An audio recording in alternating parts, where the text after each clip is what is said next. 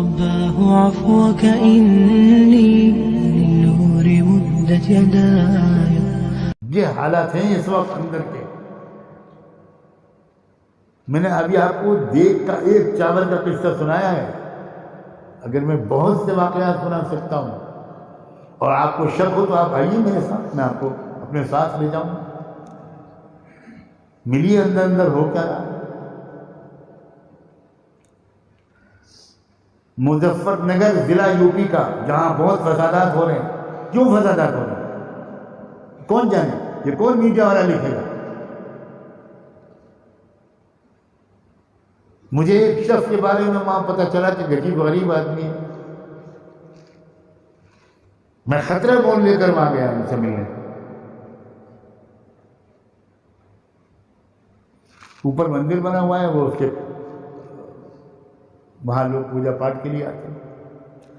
مندر کے نیچے تہہ خانے میں مسجد بنی ہوئی ہے.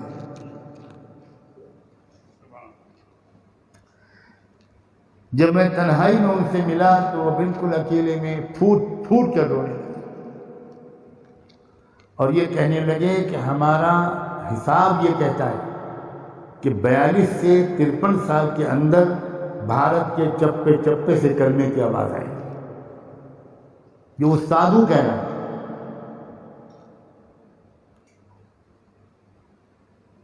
اور کہنے لگا میں ڈرتا ہوں کہ میں اندر سے تو کچھ اور ہو چکا ہوں. میں 5 وقت کی نماز پڑھتا ہوں،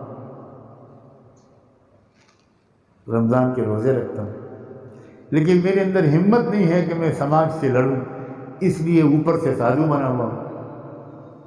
آپ بتائیے میری مغفرت ہو پائے گی؟ یہ پوچھ رہا ہوں. ملک کو آپ اخباروں کے ذریعے نہیں پہچانتے، بالکل نہیں پہچانتے.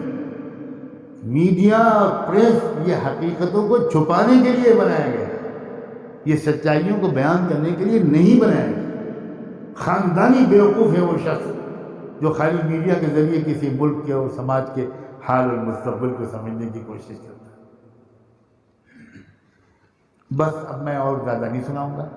میں نے اپنی ذمہ داری ادا کر دی، آپ کو بتا دیا. قال اللہ قال رسول، سچے کلام کو عام کرو. ایک اللہ سے ہوتا ہے، اس پیغام کو عام کرو.